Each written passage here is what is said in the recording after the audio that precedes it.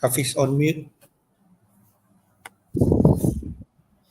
My name is Hafiz, and I would like to welcome everyone to the stream. The international break is almost over as we are heading to a hectic period, Christmas period, and so on.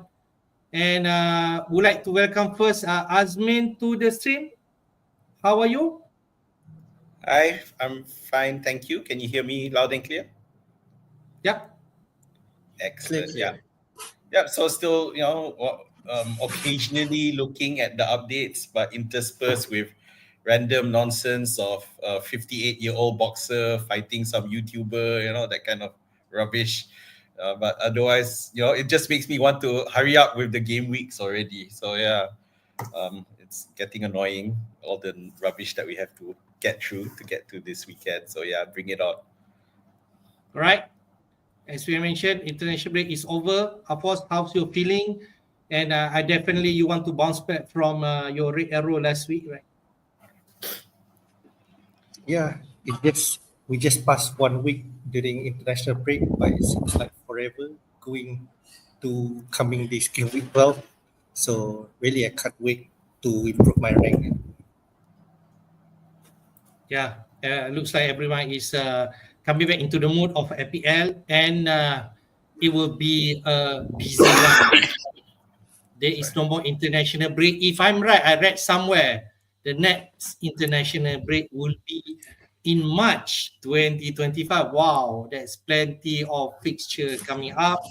I can assure you that there will be like 8-9 weeks in this last 2 weeks of November plus December, and maybe the first early of January.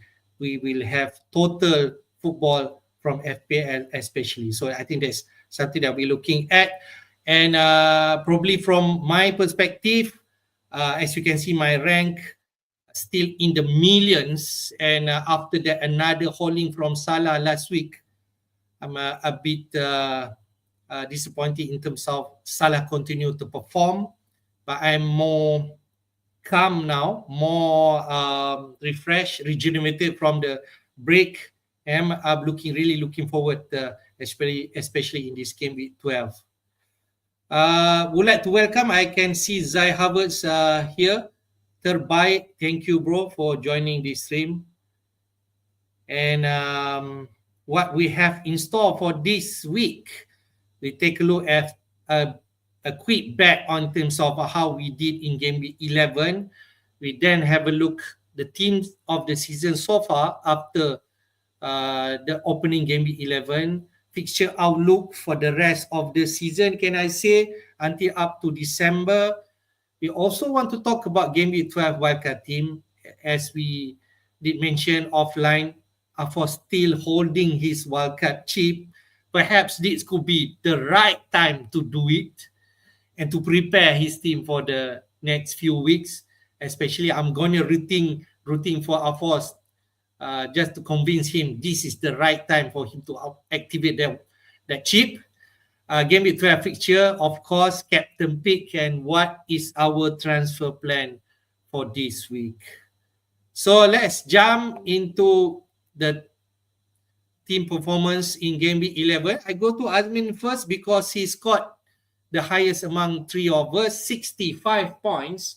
And the average point in game week 11 was 49. So excellent job from to Azmin, 337, jump to 266K. Min, can you talk through your team? You're on mute, Min. Long story short, is a case of the captain failing, not really performing, but the rest of the squad making up for it. So it was a really good performance. And I mean, this is the thing that I need from my squad. When the key players fail, the rest step up. So this is more or less what happened for this week. So firstly, the keepers, okay, I think I've given up on this, I just can't get it right. So I went for Sells against Newcastle, and Sa decides to finally keep a clean sheet, and after I think Southampton got a goal controversially disallowed for offside or something. Yeah, So so as a result, Salah got the clean sheet. So again, add to my goalkeeping failures. But other than that, Nori stepped up with the clean sheet. Robinson also got the clean sheet. Fulham doing the job there. Sorry, not a clean sheet, assist. Yeah. No, I think Fulham did won against Crystal Palace, right? 2-0. Yes. Clean sheet. Sorry, I got my results mixed from the week before. Yeah, so Altnuri and Robinson clean sheet. Altnuri hanging on to his 4 yellows, not getting a 5th, so he's still available for this week. Unfortunately, it's the premiums who failed this time around with Guardiol and Gabriel. Yeah, horrible week, especially for Guardiol. Gabriel, not so much, because it was Arsenal versus Chelsea, so I didn't expect much lah. Then Johnson, unfortunately, joined the list of Spurs failures against Ipswich. Fortunately, I wasn't too invested in that, but I did have Salah, so thank you to Salah for continuing his consistent scoring, a goal and assist. Then Mbuemo only an assist this time around, but Brentford did have another goal fest. They 3-2, I think the final score was. So, but I think Semenyo blanked in that one, so a bit frustrating, I think, for Semenyo owners. Raul had an assist, and it fixes his spot. So there's always, every now and then, he gets some concern about whether he'll manage to hold on to his starting spot. But when Fulham are winning, he's got it.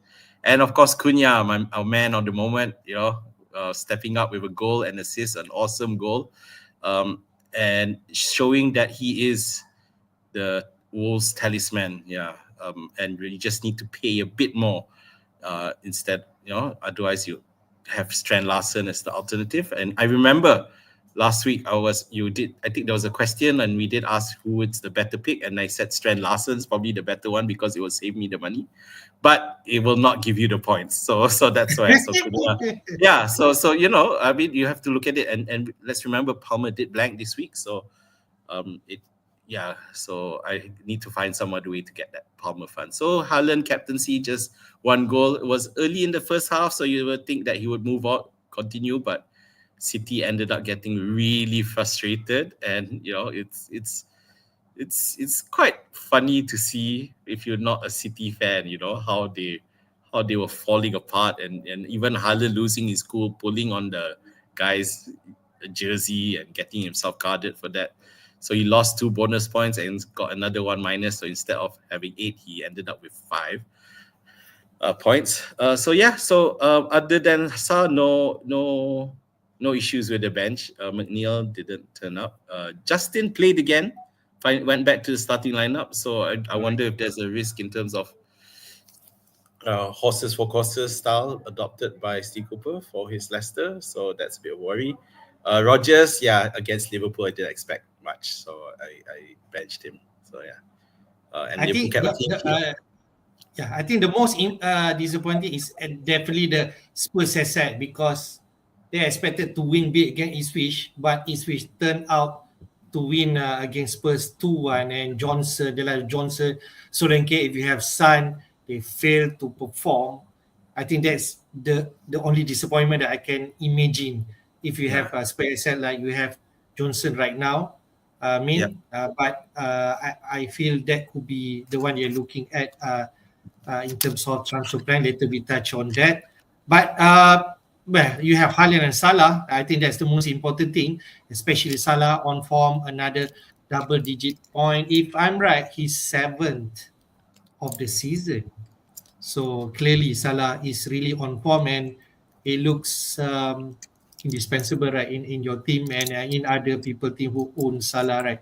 So I think that's the right thing for your team at least. It's funny with Salah is that if you notice, he still hasn't scored more than 1 goal yet, but he's getting the points with assists, with bonus points. So it's really interesting to see.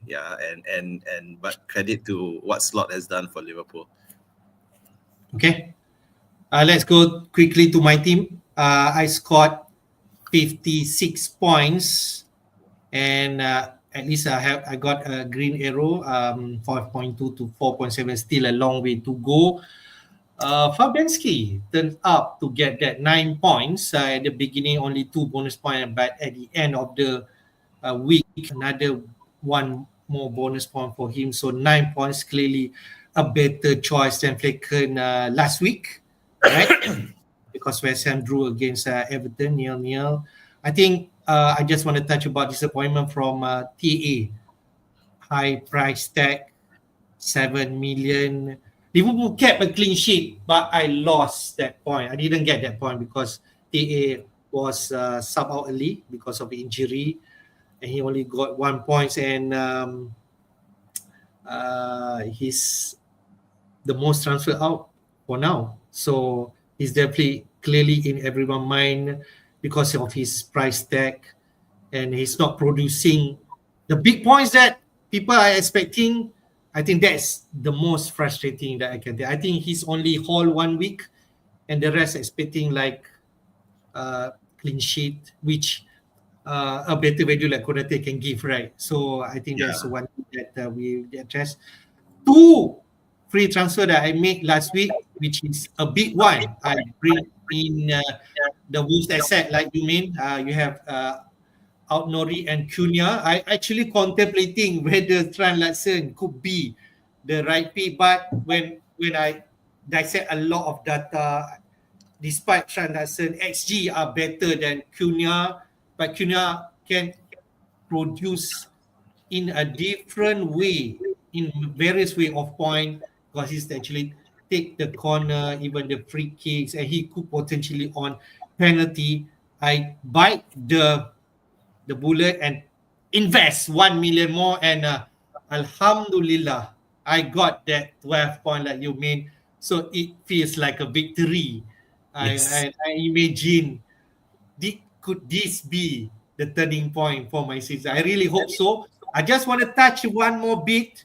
I almost took a -4 to bring in Bruno Fernandes for Foden, but I chickened out because I thought maybe I should hold my transfer back. That could easily return me another big 0.17.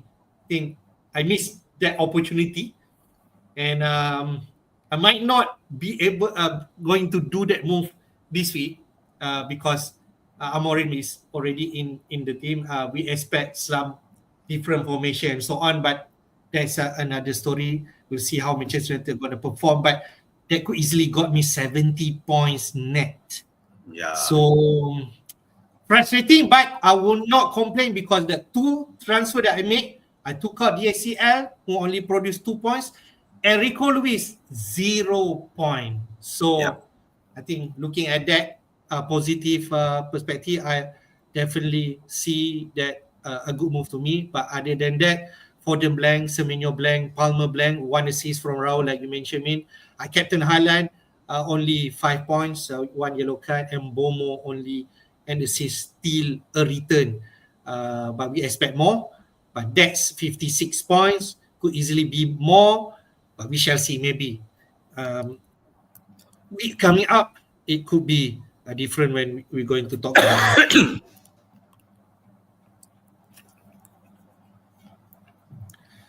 Okay, let's go to Afosz team. It's got 49 points, bang on average for game week 11. I can see only 1 player who actually save you despite of Salah. I think Liam Delap is a hero for you this week, boss. In terms of overall, I think we all captain Haaland, but it's just that the other players did not cover enough points for me to get a green arrow, or at least to within my previous rank. So only Salah and Delap produces double digits, whereas the others, maybe Mboimo got an assist, and the rest fully blank from keeper, defenders, midfield up to forward.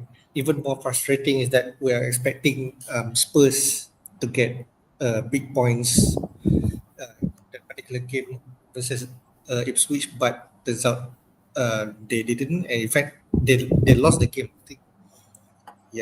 So So I think that is one of my, like Hafiz previously mentioned, he regretted that did not bring Bruno. Same case for me. I can bring in Bruno in place of Johnson, but just that Spurs against Ipswich is at Yeah. home. Yeah. It appears to be a good Yeah, a the good money. good game for Spurs, but the result was disappointing. So yeah, we lost that points. Um, and yeah, at the moment I'm thinking I have 3 transfers to move, so I'm still considering whether just to use transfers or wildcard at the moment.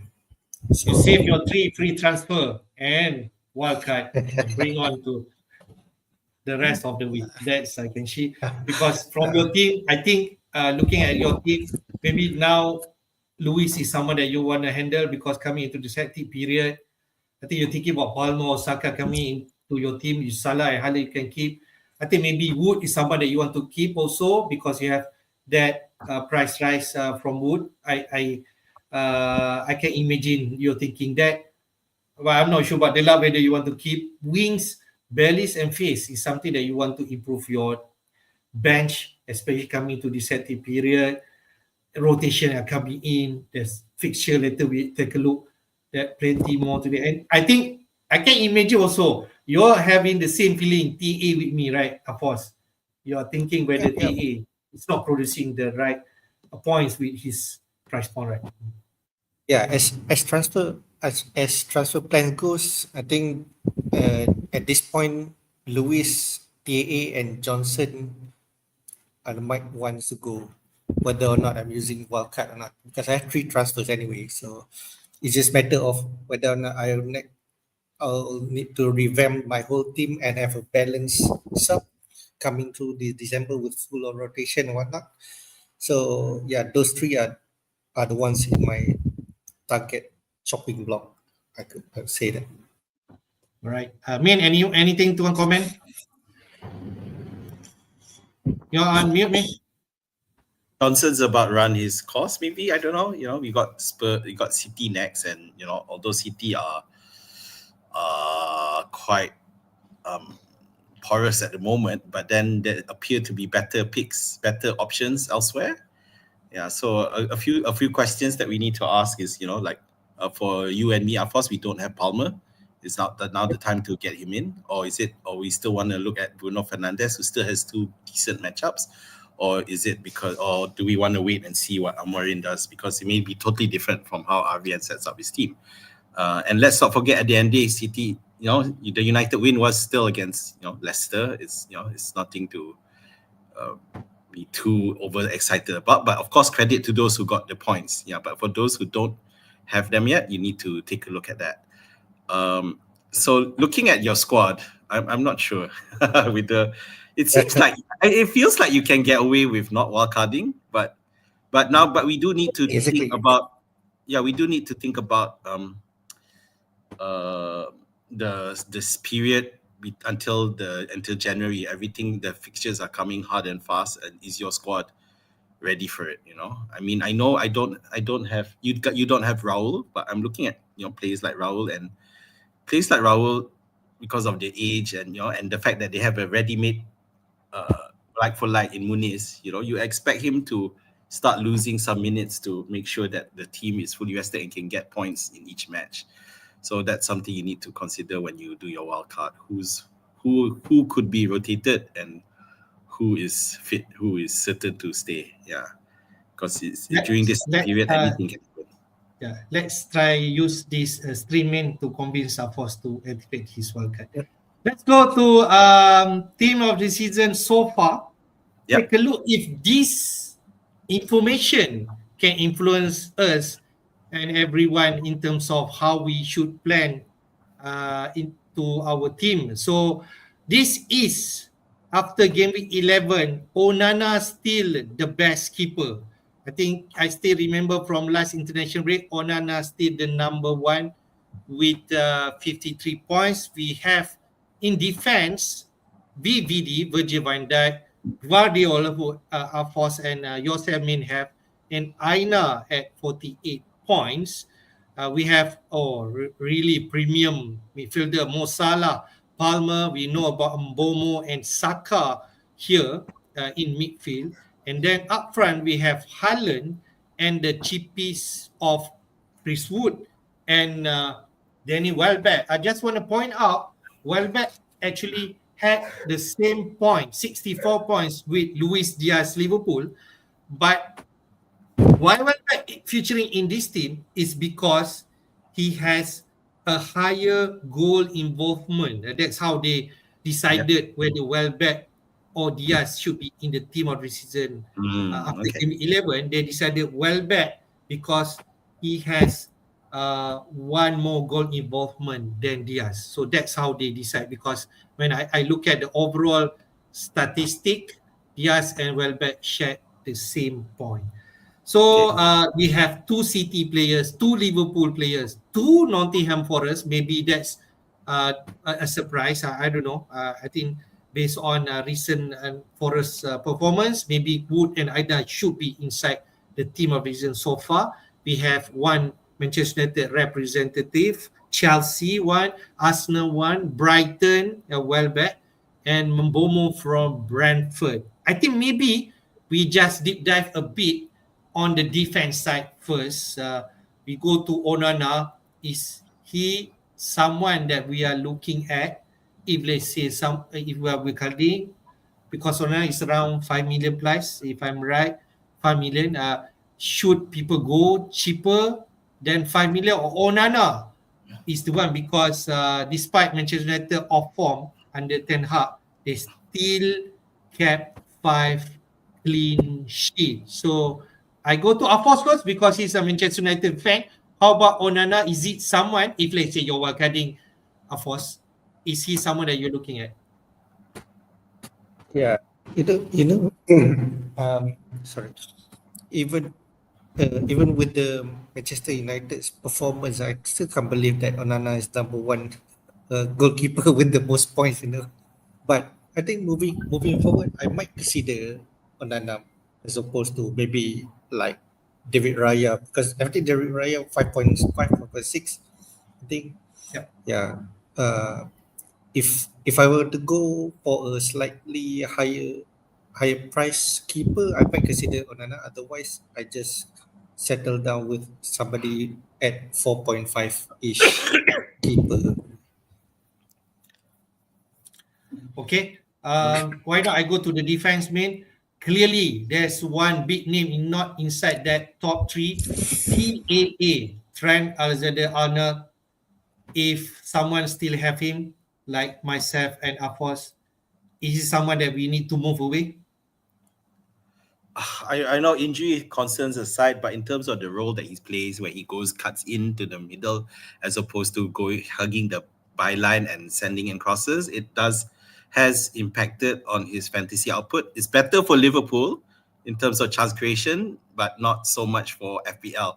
So you got Virgil van Dijk, from the same team, and he's getting more, and with less priced. So I would think that yes, you would want to look at moving away from TAA. Yeah, and now you got a good perfect excuse to do it because of the possible injury. Because at the same time, you also have Guardiola, who's 1.0 cheaper and who's scoring goals, who's clearly a goal scorer. And of course, you have Aina, who is part of the strong Forest defense from the start of the season, although whether or not that's still the case remains to be seen after they let 3 past Newcastle.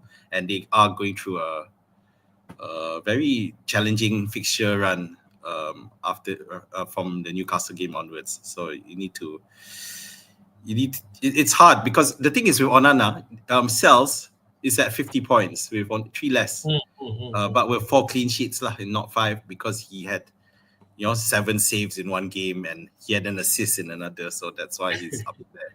But yeah, it's interesting, but I don't know with the new manager how it's set up. I mean, of course, there's a lot of analysis out there how the previous team, how his current teams were with Sporting Lisbon, how they set up. I think 3-4-3 was a lot to mention, but I guess the question is, can he apply the same system? Does he have the staff to do that, or will he be forced to adapt? I think he's going to be forced to adapt. I don't think he can use the same system, but I'm not a Manchester United fan, so yeah, that's my initial thoughts.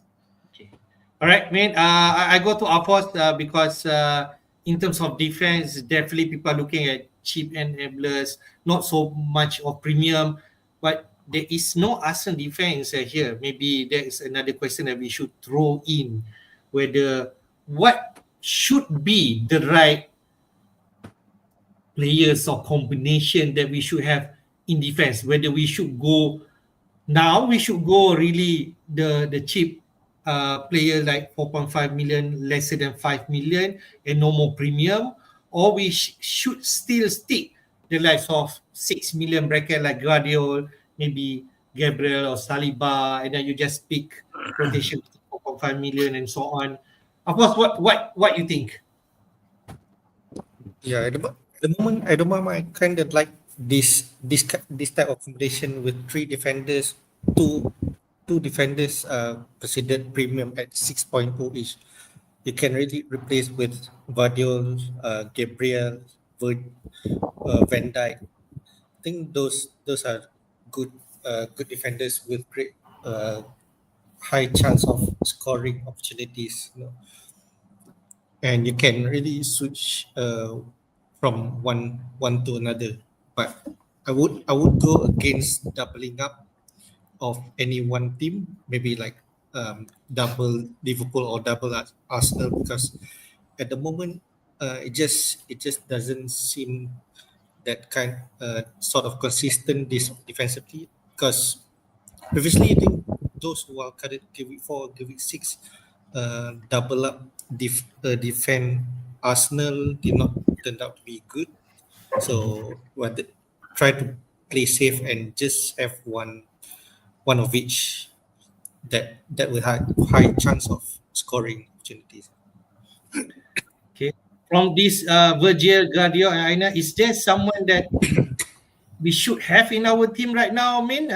Thinking they are the top three right now. What do you think, Min? I'm not keen on Aina, although I did take a look at him Okay. For a while, but then with the fixtures coming up, I'm not sure they have that capacity. I still think Guardiola is a good pick and can still be sustained, Okay. but of course you have to look at your squad. I'm not sure about Virgil. To be fair, he is the mainstayer, but I'm not. I haven't really checked in terms of TAA's injury how long, but it looks like it's not so bad, because otherwise Bradley might have been a good option. The thing is, problem with on the other options is that Robertson looks like he can be rotated with Simikas fairly easily, which does mean that the big option for you is Konate. So Konate looks like he's definitely sealed his spot in the first team, and it's really about, if you need funds, then instead of Virgil, I think you can do better and save somebody by get Konate and use the funds elsewhere. I think I agree with you, Min. My thinking right now, if I want a Liverpool defender, I think I'll go Konate first, because it looks like he already secured his place into 11, partnering with VVD. VVD at 6 million. Konate is cropping up his price increase. So I think there's something that we need to be aware.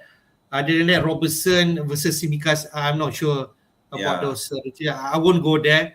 TA too expensive. I think if you want a Liverpool defender, I feel I'm going to go for Konate and just let him be in the team. You did touch about Guardiola. I believe he also, if you want to go Man City defense, Guardiola might not Rico Lewis.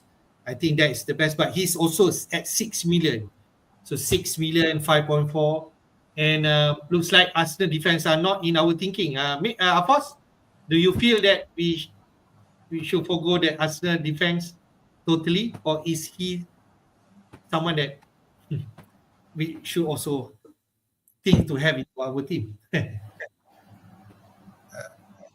think Arsenal defenders, if I were to consider having one, I think it should be Gabriel.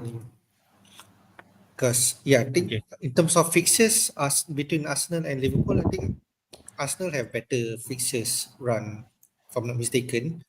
But if we're not keen on Virgil van Dijk, if you're comfortable with Arsenal defenders, maybe Gabriel is the one to target because I think he's the target man for set pieces.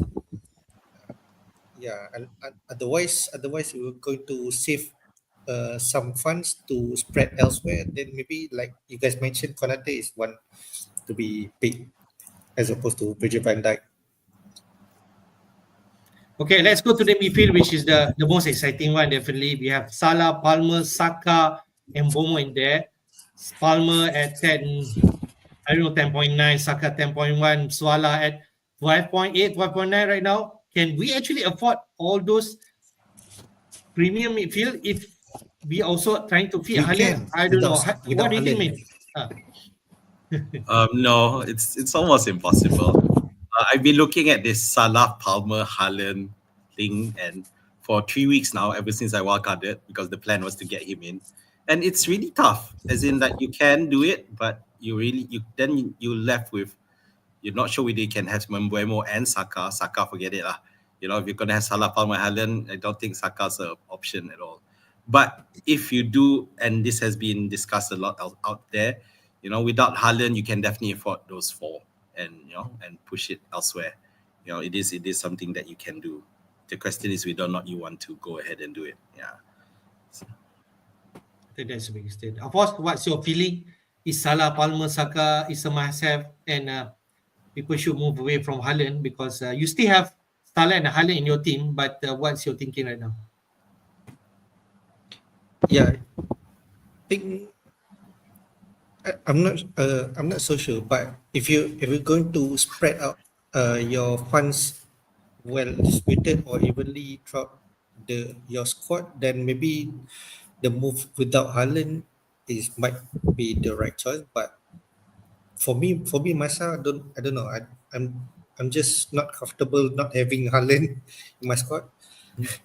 That's for one, yeah. Despite his not giving out results, but his underlying stats has been so good. It's just that he's unlucky not to convert any returns and contribute any FPL points. But in terms of shots on target, inside the box, everything, all every week is in the first place. So I think he's due to get a big haul, big points, but not sure whether those kinds of effort already turns out to be his return in during international break where he got the hat trick. So yeah, I'm not so sure about that, but at the moment I don't feel that moving out Haaland is an option for me. Okay, one day you're up there. You're still low. Yeah. Yeah. I mean, Okay, I just want to point out. Yes, I just wanted to point out that I mean, there's a lot saying you can do so much better with Haaland, but he still has Haaland, and he's up there in 62K. So there's Yeah. definitely ways to go about doing it, and not see your team get demolished. You just need to get it right. So yeah, Okay. well done, of course. Me just touch on the cheap forwards up front. No, the likes of Watkins I said here in the team, but the likes of Wood and Weller make it, and they actually have 68, 64 points. Is those player of the chip breaker is someone that we should look at when strategize our team moving forward? Yeah, definitely, because you got Wood. Look, you and me, Hafiz, we both missed the trick with Wood. Yeah. He's we have to be. I mean, I really hate the argument out there that you're saying decision right, the outcome was bad. Because I feel at the end of the day it's bad. Let's not all the stats were pointing to it, but then what the analysis doesn't discuss is terms of how the team is set up, how synchronized they are with each other, and that's what's happened with Wood, and that's how he's been able to get so many points. It's something that we didn't really consider, so credit to Afosz for that one. And similarly to Welbeck, and I've been waxing lyrical about Welbeck for quite a while now, even though I don't have it myself, but I keep insinuating on the Twitter space how Welbeck continues to be overlooked, and now with Pedro back again, he's going to be overlooked despite him being the top scorer in the form of his life. So there's a lot of baggage which is preventing us from going for Welbeck lah, I guess, old history that's getting in the way and stopping us from investing in someone who could really do well. So, but having said that, there's still plenty of options out there. There's Cunha, Pedro mentioned just now, who's returning. So there's plenty of options. So again, we don't have to restrict ourselves, and especially with Forest having some challenging fixtures, we can look elsewhere as well. Okay, great. Let's move on. Just take a look at some stats. The last 6 game weeks that we have in terms of expected goal last 6 game week and expected goal conceded. Among the top, Spurs still on top in terms of XG. They already scored 14 goals. So like overcoming from that XG data. But Chelsea and Arsenal also on top there.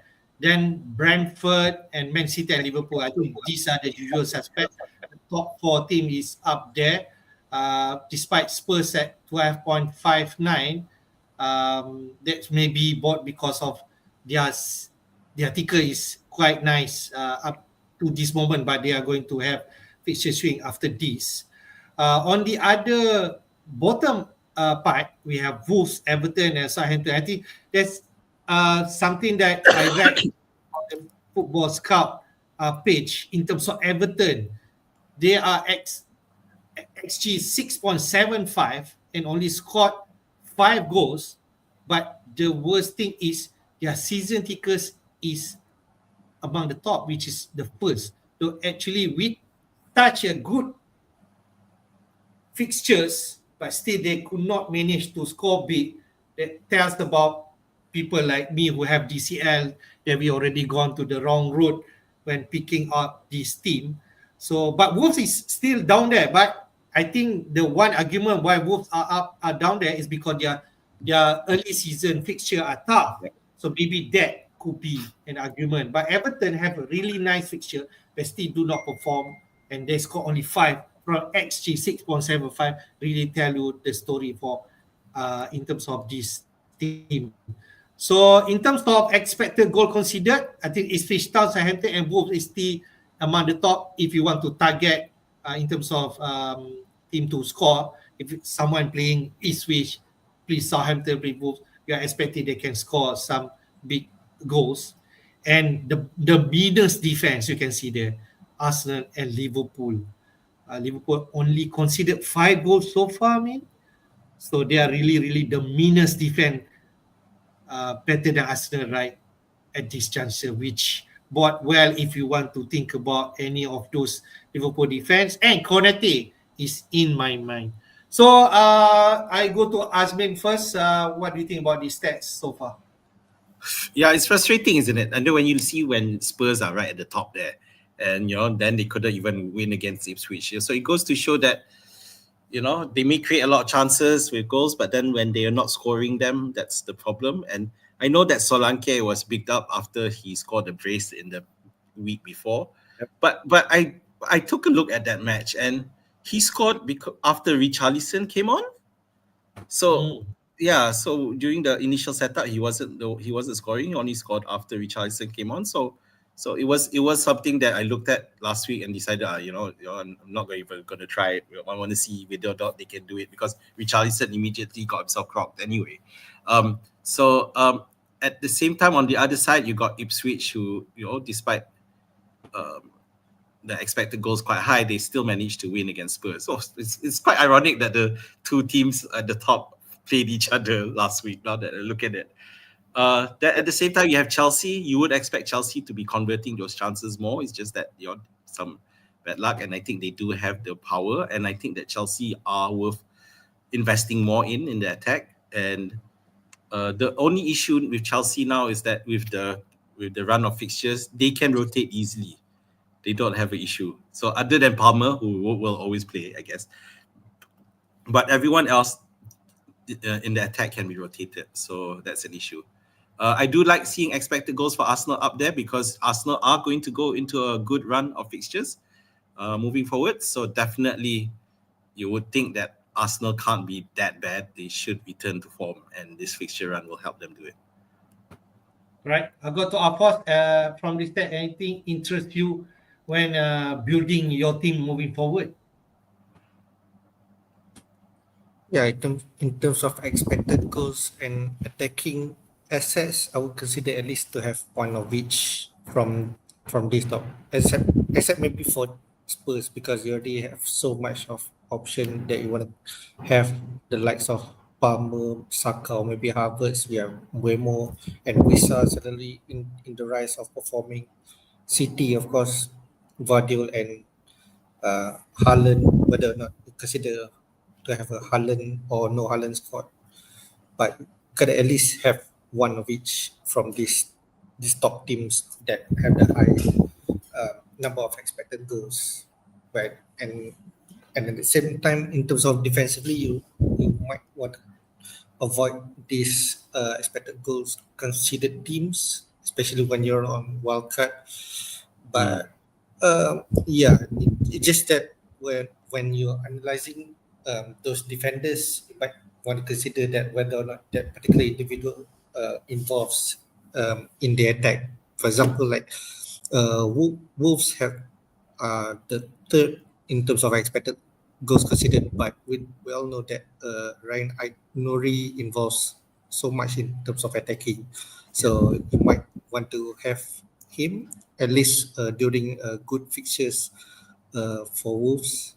But in terms of Ipswich, Southampton, and Brighton, I might want to avoid them as a whole.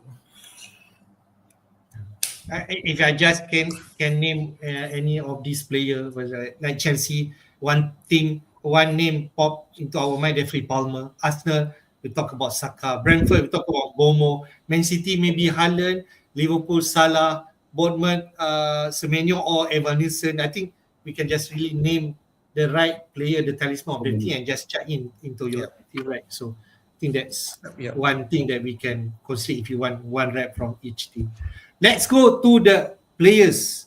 I think this is someone that will definitely attract in terms of Afosz when he always argue about why we should have Haaland. It's because in the last 6 game week in terms of XGI, Haaland is at the top. You can see that XGI 5.52, but he only got 2 return. So he really underachieved in terms of 3.52. And Cole Palmer, and Cole Palmer have 6 returns so far, XGI 5.3, so slightly over a bit. But Salah 4.67, he already returned 7. So can people say he overachieved from his stats? Maybe, but his output is good. I think that's the most important thing. It means that he got a chance, he converted. So his really accuracy is good, the conversion rate is high. So I feel that's more Salah. Brandon Johnson is up here, 4.29, but underachieved 3. So the likes of Azmin and Afosz who have Johnson, really unlucky. I can tell you that from these stats. Other than that, Raul Jimenez, who else inside here? Kai Havertz, Dominic Solanke, stats not so good, but he got that 4 returns so far for the last 6 game week. And I think I said also, then Gordon in the, I think this top 10 players. So, Haaland still the perform but underachieved. Yeah, so it's really a case of him not converting the chances. The chances are there, and and the problem right now with City is that no one else is stepping up. No one else is, Foden is in some kind of funk and not in good form at the moment. So that's the problem with City. The chances are there. So, and now with KDB back, definitely chances is not going to be an issue. It's just about conversion. So we saw Haaland score 1 goal in his first international break and then score a hat-trick. So, in terms of that confidence, that I don't think that's going to be an issue. So it just needs to be more clinical and finish the chances. At the bottom there is Alexander Isak. I just want to touch briefly on him because he's getting a lot of talk right now because of a good fixture, and he scored 3 goals, 3 games in a row, I think. And now the question is, most likely those who are going for Isak are at the expense of Haaland. So that's something that you need to address. But Okay. Haaland's this current match for this week looks good on paper. So that's the problem, and that's why me and Afosz and you too, Hafiz, we all still Haaland and not really keen to drop him off just yet, right? Fair. So, Afosz, seeing these stats, you really feel that it still counts that Haaland, and you feel why it's a need to have Haaland and still have faith on him, is it? Yeah, I think I'm a strong believer of the underlying stats. I think he's due for big points. Like I said previously, whether or not his luck already turn around during the international break, or it's either his luck already turns around, or he already have met his due during his international break, and now he settles down for roughly an average. But even without those players that are creating chances for him, he still have a good chance every game. It's just that I think people keep saying that he's unlucky not to get any returns so far. But I think moving forward at the moment, I'm still leaning on keeping Haaland. But at the same time, I might want to consider break.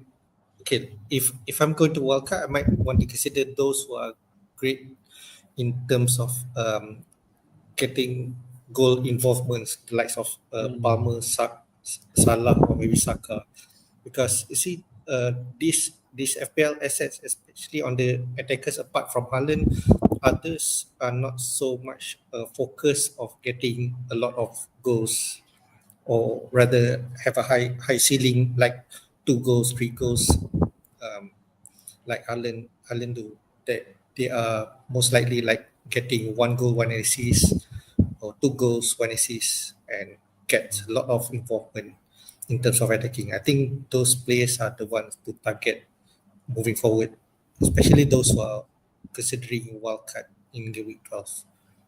Okay. Let's have a look at Fixture Outlook. People talk about busy period. Is it so busy? So let's have a look. Visual from Lagomania as usual. As you can see, the international break already out on the left, and starting this week, game week 12, we have fixture this weekend. Then in midweek, we have European competition, the likes of UCL, Man City, Arsenal also involving in this competition. Then game week 13 on the weekend, 30th of November. Then midweek Premier League. Wow, this really nice. There will be have like midweek deadline. Game week 13, game week 14 in midweek, game week 15 on the weekend. Before a midweek European competition again. And then game week 16 ada Premier League. So there is no free midweek for at least the big team. Because then in 17 December, I think this is where the big team will rest if let's say they still involved in the Carabao Cup quarter final. I can see the Arsenal involved, Liverpool involved, Spurs involved, Newcastle, Manchester United. Not so much for Man City and Chelsea, but Chelsea do have like European competition. I can see there, so they still have. But we know Chelsea already play like a B team in that the European Conference League. So, and then 17, 18, 19, that will be weekend and midweek and weekend. Before that, January will be another game. So conclusive like 9-10 games easily in this 30 period. So looking at this, is someone that we should focus when picking players? Is it someone that we want someone who really nail on? I think there is some people that thinking of. What do you think, Min? Yeah, we do need nailed on players. The conundrum here is that, of course, you want the big game players, right? Yeah, but the thing is the big teams are the ones who are more likely to rotate. Whereas for the small teams, they are more, as you know, they're more likely to stick with the whatever works for them. So they'll just keep playing week in and week out. So that's the challenge of balancing that. Because you know for sure that, like Liverpool, Other than Salah, you got Diaz, and and then when Jota comes back, and Gakpo, Darwin, they can all pull the shift. They can all perform. So you don't, so which means that the starting chances are going to be a challenge, and you want to be able to have as many regular starters as possible for this, because you're not going to have enough time. Sometimes when you have a little injury, but it might be just enough because the next match is 3 days later. It will be just enough to get you rule him out of the next squad, the next game, and that's why I know Hafiz is trying to get Afosz to go for the wild card, but when it comes to that wild card, that's the thing that you need to take into account. You need a squad, so you can't have barcodes anymore for this run, because you will never know when they decide to give him a break. And even Salah, I don't know, whether or not you would think that they'll do like 70 minutes and then give him a break. I mean, and that's a question later on we can discuss in terms of the captaincy, because they do have Real Madrid coming up, for example. Yeah. Since we are on that topic, we can discuss. This week against Southampton, meets sandwich it Real Madrid and Man City. So you did, I think, your tweet, right? That could Salah actually not playing the full minute against Southampton, right? Yeah, I don't see a problem with him starting. He will definitely start. It's just a question of how many minutes he gets. And one thing, if you analyze, I didn't have time to compile, but Salah has a lot of second half goals this season. Okay, he's being a bit of a savior, of securing the game, or finding the goal in the second half. And so that's a slight risk there, but of course, never mind. We'll talk about captaincy later. But my point is that these are things that you need to consider. So don't go. So that's why players like Lewis, I think I'm good that you've gotten rid of, because he's the type of player who can easily get rotated. Players like Luis Diaz. Even this Simakas Robertson that we mentioned, it's easy for them to take, because the difference in quality is not as high as, say, Wolves, when Cunha is rested for someone, that quality significantly drops.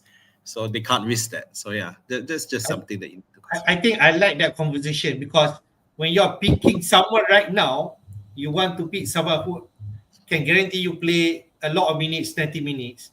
Then in defense especially, the only 90 minutes player that you can convince is on the centre backs. The wing backs, you are still has potential rotation. So I think that's where people are looking at.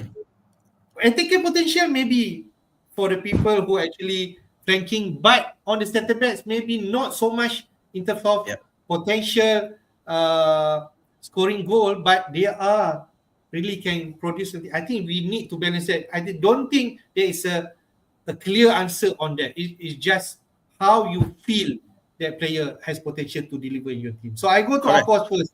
When you look at this fixture, Afosz, what's play in your mind? How you going to mold your team? Yeah, I think first priority is that you're gonna have a balanced squad and a good playing bench, but at the same time, I wouldn't recommend that you overcommit your bench, because that will give you a benching headache every week. But at least a good cover or good rotation in terms of, for example, if your main squad is not playing and then your bench coming in, and he's a good enough player as your main squad actually.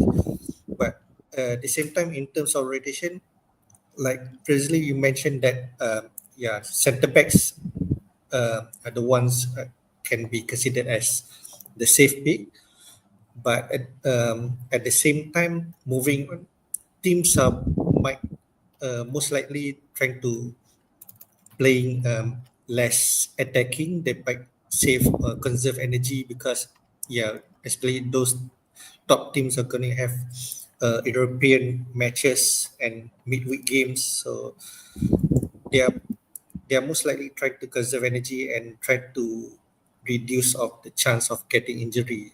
So with that being said, those games have most likely ended up a low scoring goals or even a nil-nil draw. So getting a centre back actually is not exactly a bad option at the moment.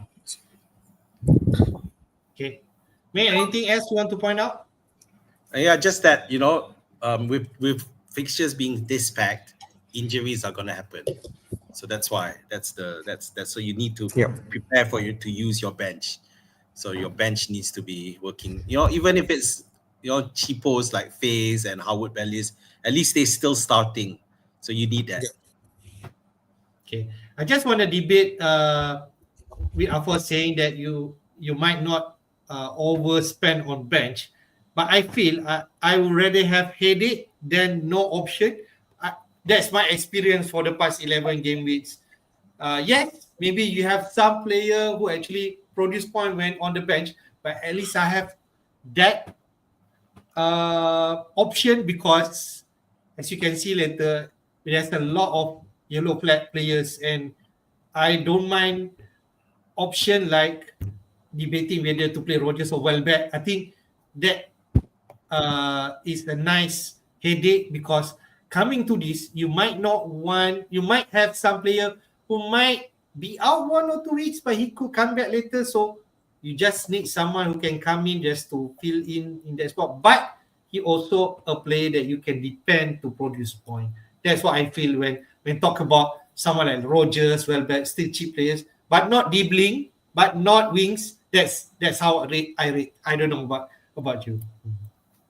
Okay, so I think if I got the opportunity now, like I have Greaves, right? 4.0 is fish. I already have Leif Davis 4.5 because he's more able to return point than Greaves. That's what I feel. Okay, why not we jump into potentially wildcard game week 12 team. This is somewhere that maybe Afosz are looking at. Let's discuss, which is, I think this one of the template I actually got from Football Scout, I think from Zofa article, is going without Haaland. I know this is something that you're not looking at, Afosz, but just hear us out because he's looking at going big in defense or triple up in Arsenal because they have good fixture coming up. So he has Raya, Gabriel, and Saka as his combo and really all in for Arsenal. Okay, Fabianski at 4.0 as a filler, and he could actually come in to some matches if let's say Arsenal having bad fixture. Then I like Konate there, and then he's go cheap at Nori, Hall, and Van Heck 4.5 million. You could actually have anyone else that price at that 4.5, Leif Davis, or who else at 4.5, Cowell. So you just play Gabriel Konate as the mainstay and rotate those 4.5 million. In midfield, he paired with Salah, Palmer, and Saka, and then Rogers and Semenyo, and then he go big up front in the form of Isaac. Newcastle have interesting fixture coming up. Cunha, another one, Wolves asset, and João Pedro, you could actually have Welbeck there. And I also read out, if you are not interested in Isaac and you want to go in early on Bruno Fernandes, you could do that in this template. You just upgrade one of those Semenyo to Bruno and have someone like familiar Raul up front or Wisa or someone up there. I think this is like a good template to discuss. And I'm trying to convince you, Afosz. You do not know. Offline, I did share this template to Afosz. I think this is the way to go and improve your team. So, Afosz, what do you think? Yeah, I think in terms of overall, it looks good, but there are some players that I might consider replacing. Should I wildcard during my computer? Okay, first of all, at goalkeeper, I don't personally. I don't really like to spend so much on goalkeeper. The highest point I might consider is Onana at 5.1. Otherwise, I might go with the likes of 4.5 to 4.7, maybe Cells, be other picks. But I'm not. I think other managers were consider wildcarding. They suggested the Brighton's goalkeeper. Can't remember the name. Van der Bergen. Okay. Verbruggen. Yeah, correct. Yeah. At 4.5, if I'm mistaken. Yeah, 4.5. But yeah, I'm not so comfortable with Brighton's defensively, so I might move up a little bit the likes of Sales maybe. But Okay. at the highest point, I just might consider Onana or rather than David Raya. And then at the back, Gabriel is good. Van Hag maybe, but if I'm not so sure, I might just consider other options. There is But no Guardiola in this team. Would you rate Guardiola more than anyone here? Would you put him in? I I would I would bring in Gvardiol over Kanate if I manage to Okay. All right. squeeze up funds. But in terms of minutes, is Kanate really nil in terms of I think starting? so. I think so. I mean, you believe so, right? 90-minute man, Konate. Yeah, pretty much, unless he gets injured. We've seen Kwanzaa come in and still have issues when he Yeah. comes in the Caribou Cup, for example. So yeah, I think Konate's place is sealed. Yeah. I think he's safe pick, definitely. If it's safe and we are looking at to get clean sheet points, I think Konate is a good option. But personally, I still prefer Virgil van Dijk actually. But I just look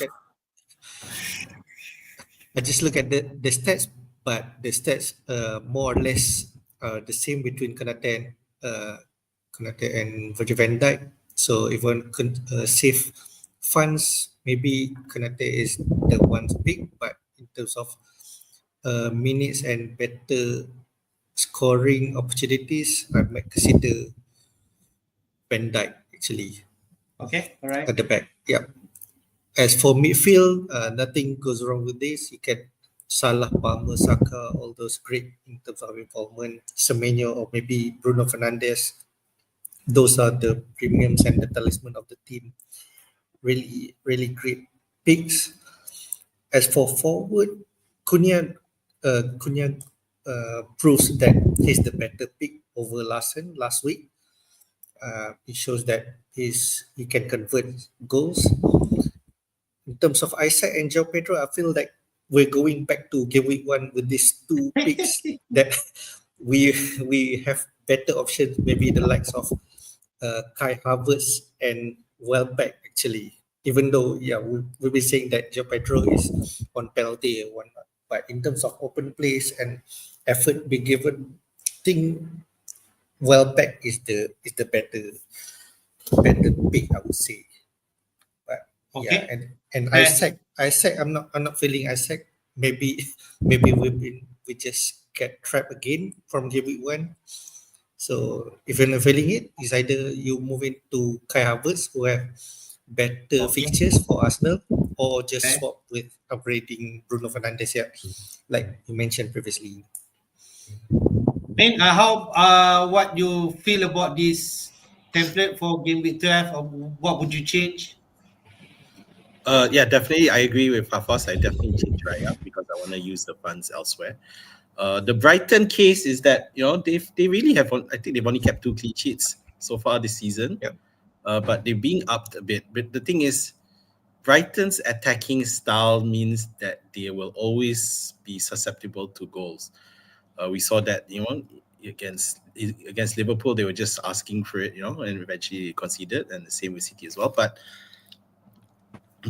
so if I wanted to go with some Brighton defender, I would go someone with a bit more attacking returns potential. Lewis Dunk comes to mind, a cheap option. But Estupinian, now that who's that guy is injured, so Estupinian is going to get a run. So he could be an option as well. But Gabriel, yes, Gabriel, no issues, because I think he's a good solid one to hold, and he, as mentioned before, he's always there for the set piece threat ability. Hall's nice because he's cheap and Newcastle will get clean sheets. Yep. So yeah.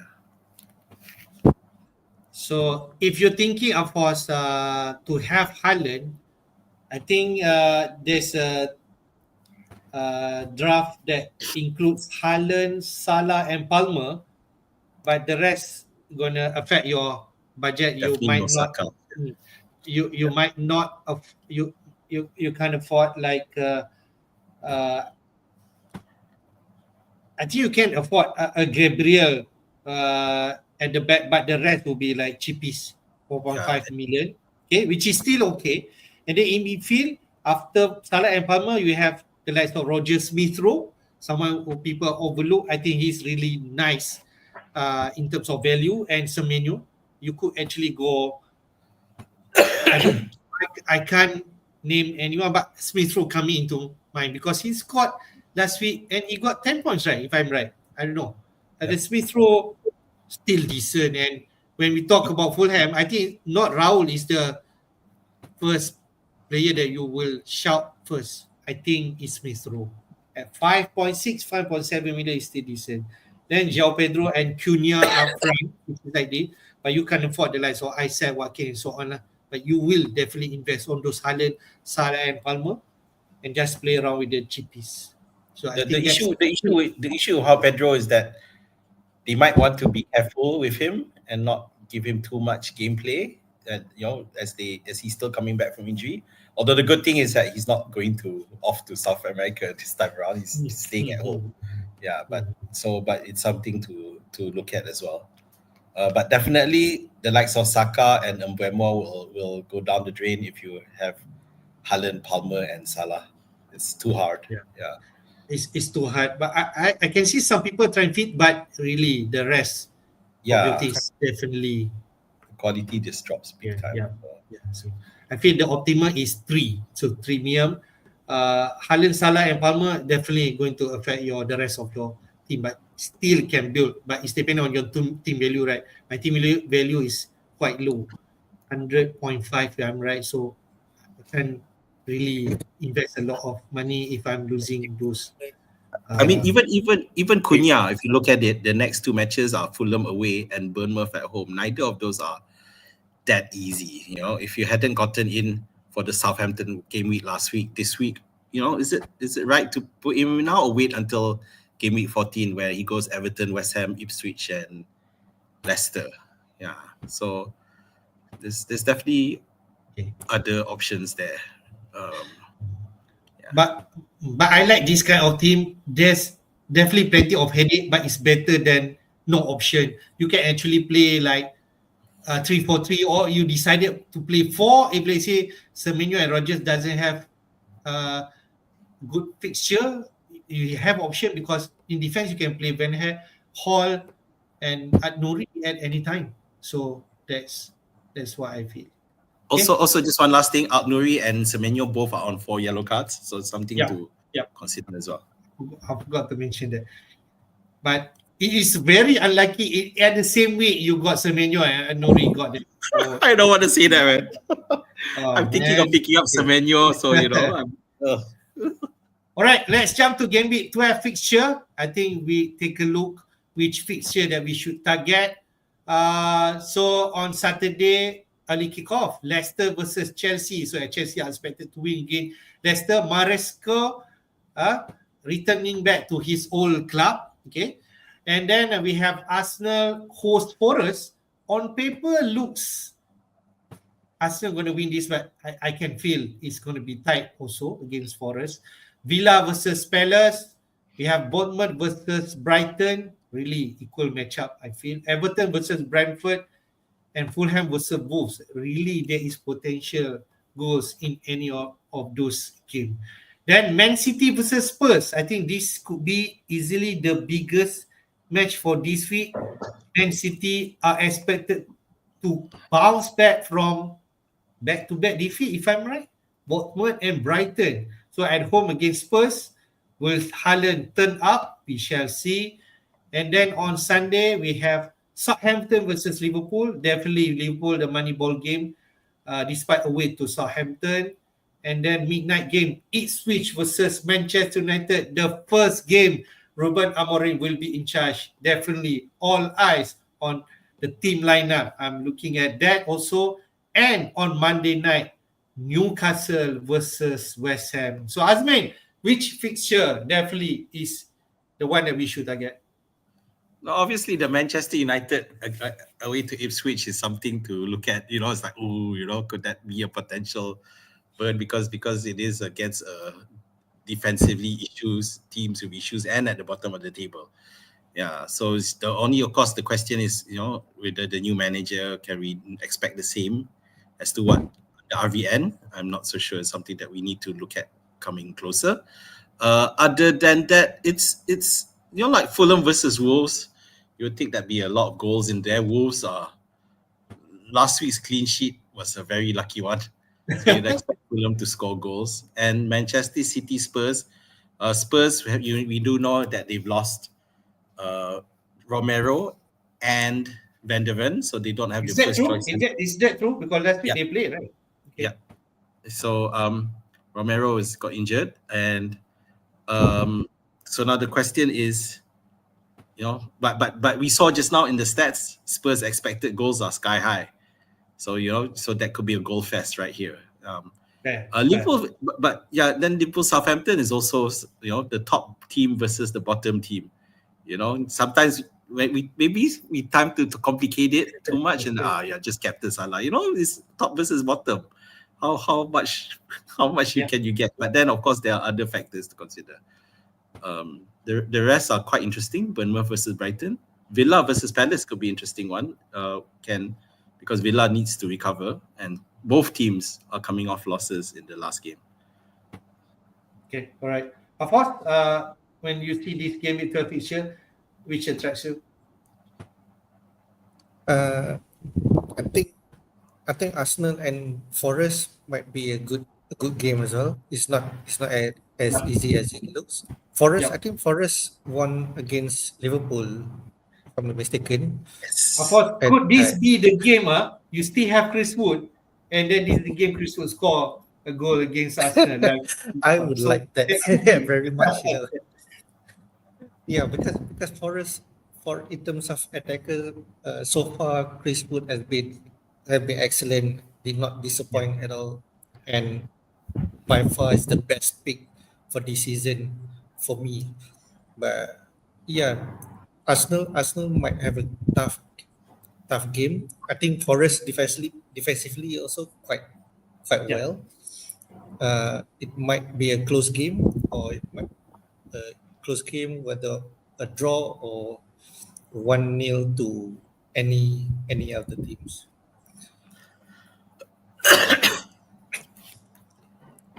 Okay, how about Man City versus Spurs? Is something that you're looking at? Yeah, probably I might captain Haaland again because we failed last week. Feel like want to try again this week. Let's do it, man. All right, let's go to captaincy. Here we go. Conversation from Fantasy Football Hub member area. Gameweek 12 points prediction. Haaland is expected to score 8.6. Then Mo Salah in second, 7.7. Then the rest, Isaac 6.8 against West Ham at home. Palmer away to Leicester 5.9, and I'm not sure about KDB whether he's fit to play against Spurs, but he's at 5th. So from points prediction perspective, Haaland is on top. Should we captain Haaland without any further debate? Azmin? I'm torn. I really am torn because just now we mentioned about Spurs not having their first choice centre backs. Southampton will be missing Ramsdale and Bednarek and that centre back as well. So it's Salah expected minutes playing into your mind? Yes, it is. I did a quick list of the things that are good and bad. Of course, City are playing at home, Liverpool are away. Haaland will probably play 90. Salah may not because of the Real Madrid match. Haaland is in relatively bad form, but then he did do well in the IB, so you'd expect him to carry. Salah has been consistent, and he cuti IB. Dia Cuti, yes. totally tak main. Which Total guy, rest. total rest. So again, that's another, good news Oh, lah. is it toss of a coin? That's it.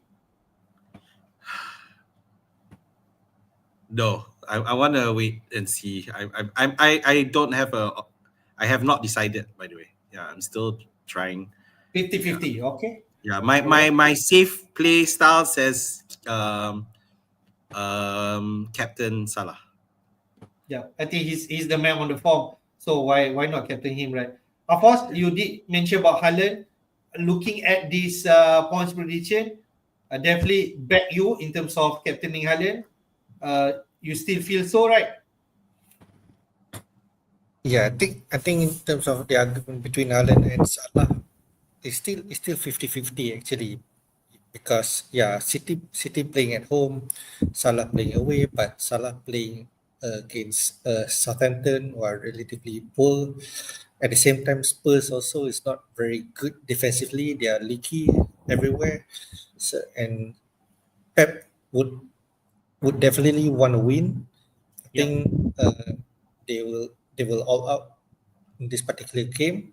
At the same time, Liverpool might play less attacking, probably try to conserve energy or try to reduce chance of getting any injuries or whatnot. So yeah, it's still 50-50 for me, to be honest. But I'm heavy or leaning towards captaining Haaland, I think. But yeah, but still 50-50. Not sure. Yeah. So manager like me who do not have Salah in team, I think it's easy choice captaining Haaland. But can I just put Palmer into conversation? Is he someone that a dark horse pick this week? Someone that we overlook if let's say we have option away to Leicester? What you guys think? Definitely.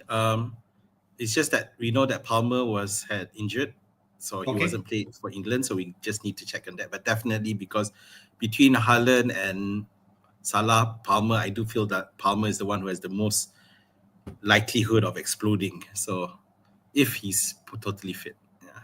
Okay. To you, Afosz, if you being me, I only have Haaland and Palmer. Is Palmer someone that I should consider?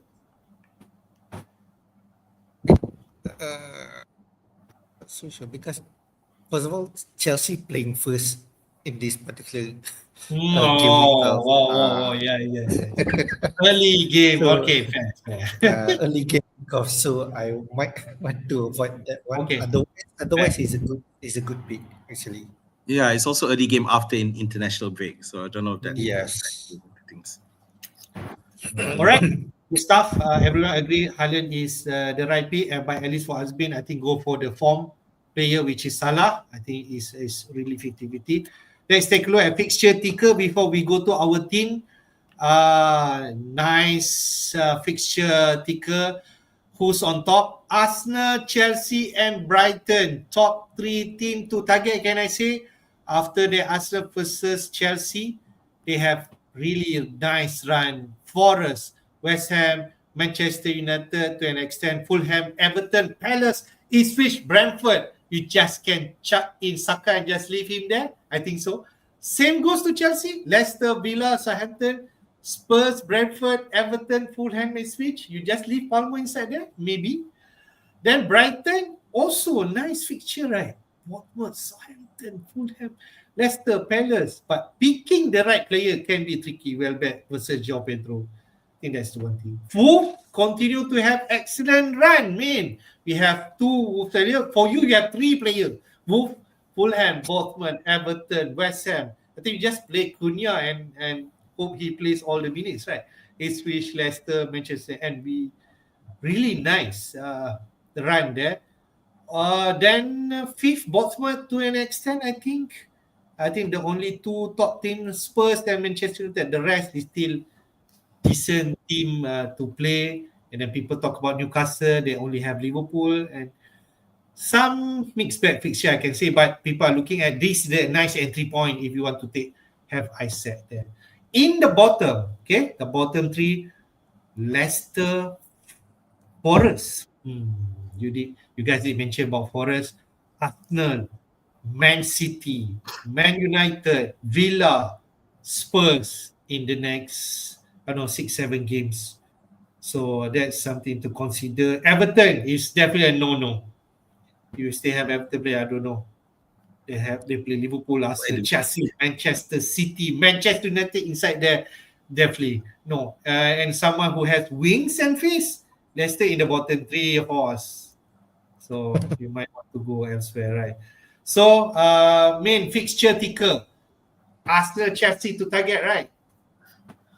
Yeah, and with Arsenal, the thing with Arsenal is that first match may not be straightforward, but after that, I think it's better. It's much better. Forest can be tough, but then we saw that Newcastle found a way to get at them. So you think that Arsenal will probably be able to do the same.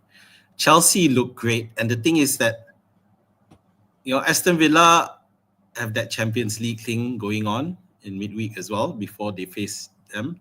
Chelsea are Europa, but they have a second squad and just jump in.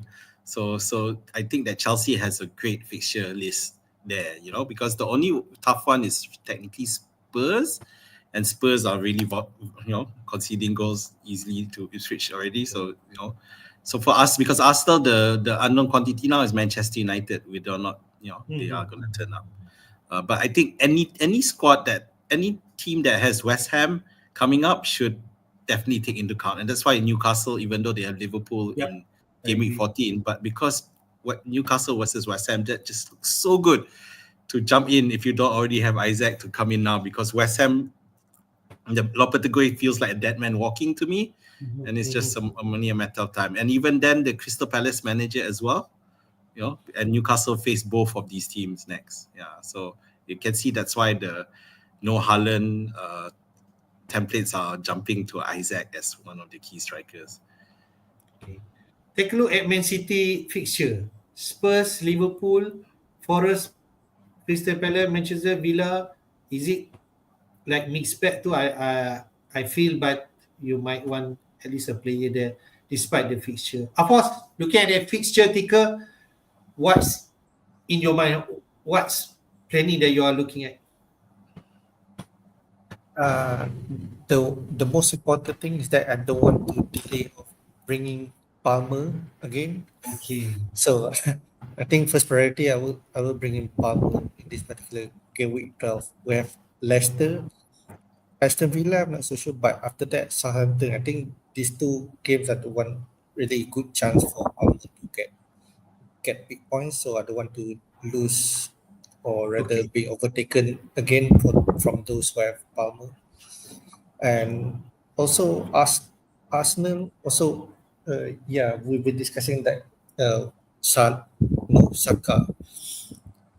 is I think the one that most probably people overlook is Kai Havertz.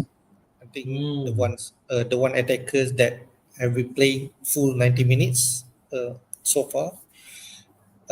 Even Haaland also gets up at minute 89. So if you're considering having two Arsenal assets, might consider Gabriel and Saka, or maybe Saka and Havertz as opposed to Isaac if you're not feeling it, or maybe you can those who are wildcarding maybe try consider to utilize Newcastle Isaac versus West Ham, then maybe jump in to Havertz, because Arsenal versus Forest is usually not exactly straightforward, like as we mentioned just now. So I think that's my top focus at the moment. All right, let's jump to our team plan. I think my team first. Yes, here I already used my 2 free transfer before the international break. I only have 1 free transfer, 0.1 million in the bank. I think this I step from Fantasy Football Hub, but if you look at the FPL side, there's plenty of yellow flag, right? So here my team is Flecken in goal. I think I'll play him away to Everton, not playing Fabianski away to Newcastle. That's potentially a haul coming in for Newcastle team. TA, so-called red flag 50% chances to start. There's something to monitor in this team news. Gabriel, sorry, I have read Nori here. I'm not sure why Luis is still there. Nori. So I have Palmer, Bomo. I still have Foden stuck into my team, but maybe this could be his final hurrah before leaving my team, playing at home against Spurs. And I really hope Foden do not got. He's not on international duty. He should supposedly fit and to play this game. Semenyo at home against Brighton. Haaland, Raul Jimenez and Cunha up front. Rogers, Mykolenko, and Greaves on my bench. Rogers could easily come in. Definitely that my dilemma for this week. I will decide whether Rogers really have nice fixture, Villa versus Palace. So I will decide whether, if let's say there's any yellow flag who potentially not fit, Rogers could come in. And I'm planning to roll my transfer unless the TAA is suddenly declared out by slot. Then I will attend to replace him. He really on the chopping block to being replaced 7 million. Konate in mind 5.4, but whether I want to go more cheap than 5.4, there's a lot potential pick. We already discussed about Lewis Hall, any Brighton defense, really nice fixture coming up. A Chelsea defense also can be a consideration, but I'm not sure about because Chelsea have been leaking goals, so that's not something that I'm looking at. But in terms of stat, Gusto is someone that have some potential attacking potential. XGI is quite high. So, but 4.9 and potentially resurgence come in during this festive period. So I'm not sure I'm going there. So my plan is to roll transfer and hope TA is fit to play. Can I pray for that, Min? I think TA can play right this week. No, I don't think he will. I'm sorry. The other thing, because you got Rogers, you got him benched against Palace. So I know this is a tough one, but we probably need to check on Raul's minutes in the IB because he is playing in content. So you have to just watch that, because if you feel there's a risk there, then Rogers can go straight in, no issue. On the other side, Everton at home are probably better compared to away. Yeah, and they have got Brentwaite starting already. So I think Mykolenko for TAA, because I really don't think TAA is going to play. So I feel that Mykolenko will be your go-to. Right. I'll think over it during this week until the team news. Let's go to whose team? Azmin first. 1 million in the bank, mean 3 free transfer. Am I right? Yep, 3 free transfers. So yeah, there I am talking about Rogers, and there he is on my bench as well. So this is a tough one. So most likely, the question now is trying to get Palmer in as usual. So it does look that Mbuemo might be the person I sacrifice, and I feel that away is not so bad to sacrifice at this time. Yeah, and also Johnson will be making way to help me fund for Palmer, but even then it's not enough. So chances are I will save, probably have to get rid of either Guardiol or Gabriel. I need to decide on that. My current thoughts are for to let go of Guardiol simply because Gabriel has the better fixtures. Yeah, but that will mean that I will use up all 3 of my transfers, and not something I'm keen on doing. So it all rests upon the news with Palmer, and we'll see what his condition is with his training before I make that decision. Yeah. Palmer in. I don't know how your budget will be, but if you can stick with Mbomo, I would like to do that. And take out McNeil, but he's at 5.5, right? So maybe you do not have that money. So I'm not sure about that. Guardiola, McNeil, and Johnson, right? McNeil, it looks like he can still stay for 1 more week if he's fit, because I think Everton against Bradford at home, I think McNeil can return. The only other problem, of course, my keeper, that's going to be a coin toss. I just can't be bothered thinking about it anymore, and then just hope for some save penalties or something. But I'm happy with 2-pointer for my keeper because unfortunately I don't have Fabianski at the moment. So yeah. Fair. I think if let's say Jose said that's not start, I'm not sure about Johnston's situation now. Is he fit last week and Jose still play? I'm not sure. He was on the bench last week, and Sa kept a clean sheet against Southampton. You think he will still continue for now? Okay. So I Fair. don't know. Then I think you can just play Sa and hope for the best. If not, sales come in for who knows the clean sheet against Arsenal, right? So definitely there's a chance. Not me, I don't know. All right, let's go to Afosz team. This is your team. 3.5 million in the bank. 3 free transfer. Am I right, Afosz? Yeah, correct. Okay, so it's time for Wildcard. Sorry, before you start off, I'm just finding it hilarious that you have Salah and Haaland, yet you have 3.5 million in the bank. Okay, so go ahead. Oh, Kaya. Gaya. The perks of being filthy rich. Okay. And Kata, he- dia just simpan duit dekat AFB, right? That's why. Yeah. Okay, so I have 3 transfers. Actually, I already made 1 transfer, which is Johnson to Bruno. Fernandes. Wow. I think caught that's the him bias pick, before. right? Come on, boss. Yeah, That's the he- bias pick. Yeah, of course. He's the bias pick because as a Manchester United fan, also at the same time because Bruno was rising at the moment, so should I consider wildcard, I don't want to waste that 0.1. So how much money do you have left? How much money do I have left? I have Because you want to bring in Palmer, right? You should have about 2.2 I or have 1.9. 1.9. Yeah. Wow. I have 1.9 left with 2 transfers. Supposedly, if I don't wildcard, I can still bring in Palmer in place Mbeumo of is there. Mbeumo Yeah. and TA downgraded to any 5.5 and below. Wow. You could actually afford Konate. Wow. Yeah. Okay. Yeah. So that's pretty much my transfer plan if I don't wildcard. But if I do wildcard, those players that I target at the moment are currently flagged out doubtful. So Okay.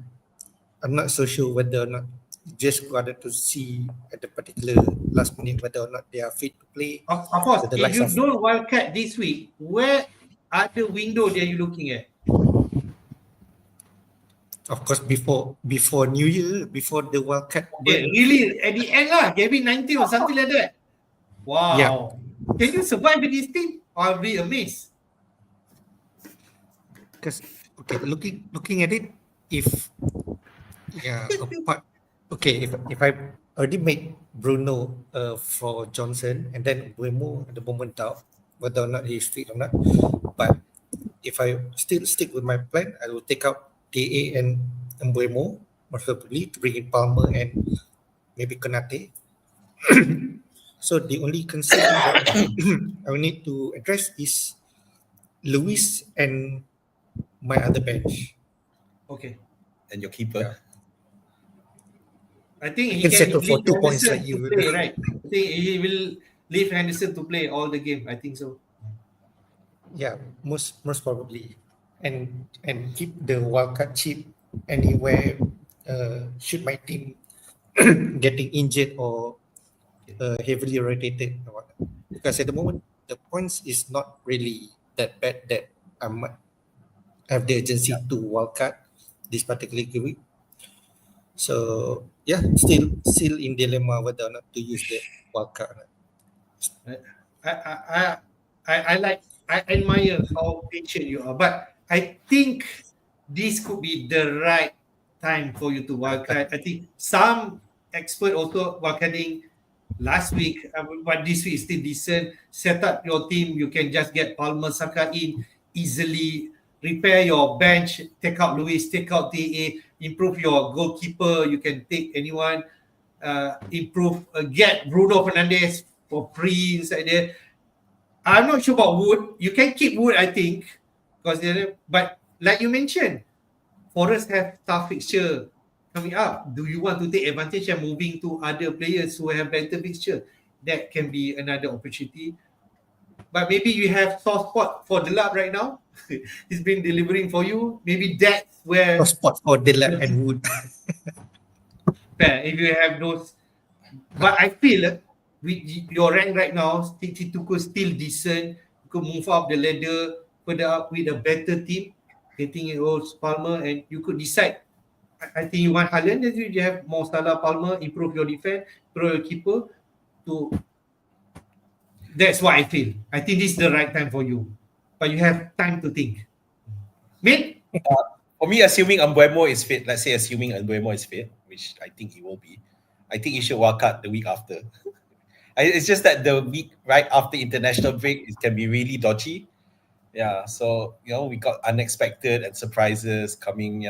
So I feel that because that's what I did for my wildcard. I wildcarded the week after the international break. Like 1 week after that. Yeah, I delayed it for a week.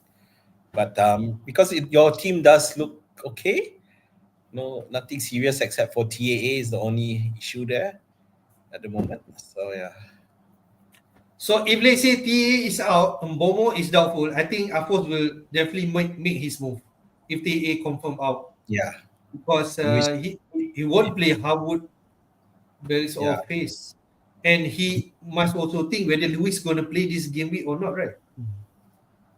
Yeah, if Mbeumo is fit to play and he's doubtful remove, I will use my balance 2 transfers to take out TA and Rico Lewis most probably and have a better players in terms of securing in minutes.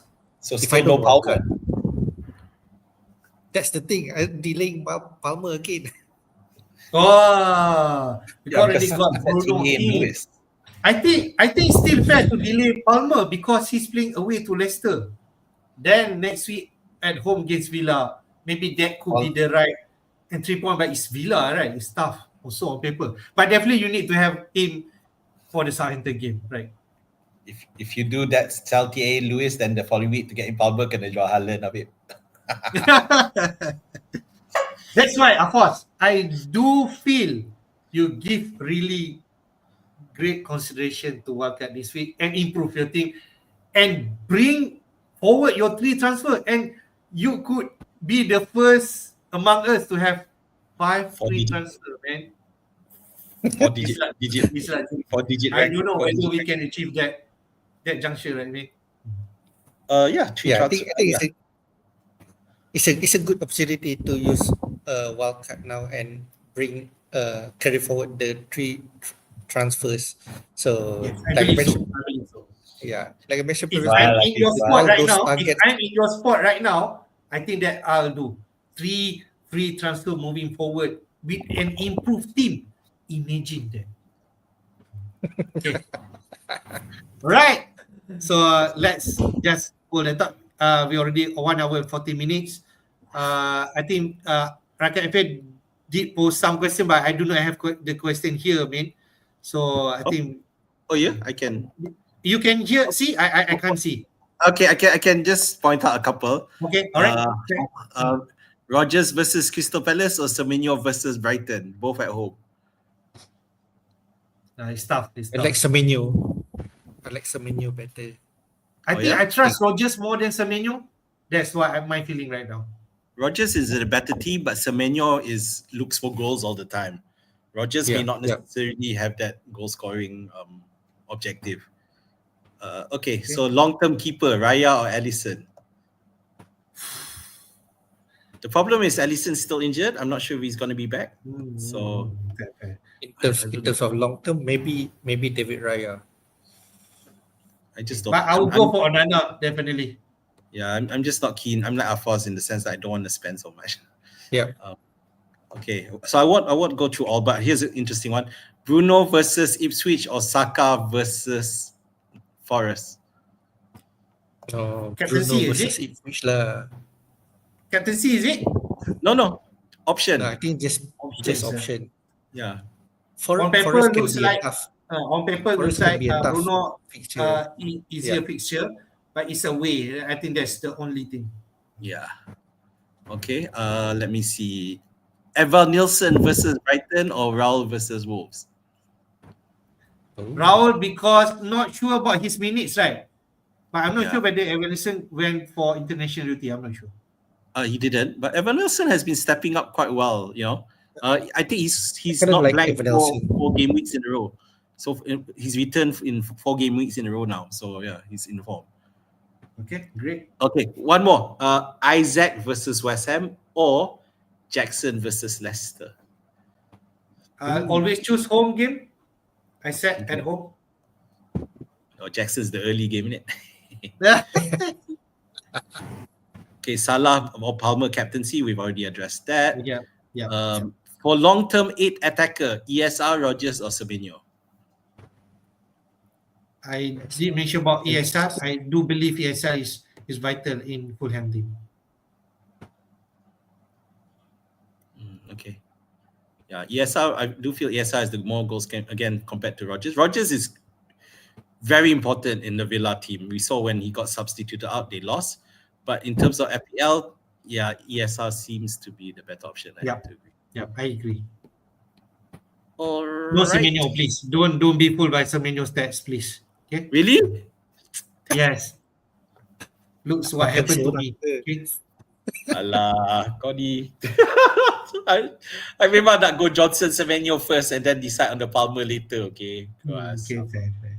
All right, let's conclude our stream for this week. Just remind, our deadline will be on the Saturday at 7 p.m. because all the matches will play early. Leicester versus Chelsea at 8:30 p.m. Malaysian time. For those who are following this stream, do hit the like button and subscribe to our FPL Jedi YouTube channel. Thank you for tuning for tonight's stream. Last word, man. I think injury news is very important. Obviously, the likes of Arteta will bullshit their way through, but we just stick to what we are comfortable with. Yeah. So yeah, but be careful. All right, Afosz, your last word. All the best for Gameweek 12. Okay. For me, I think hold your transfer if possible. I know Afosz already made his transfer, but that's a biased one, getting in Bruno Fernandes before his price rise again. But the team news are really important and to hear what the managers is saying. Yeah. If there's a potentially injury, especially or the players important to your team, then you need to move it away, right? Of course, Portugal plays tonight, lawan Croatia in about a couple hours. So yeah. No, don't jinx him. Don't jinx him. Just saying. Okay. All right. Okay, thank you guys. Enjoy the weekend and good luck. Bye-bye. Bye. Take care, guys.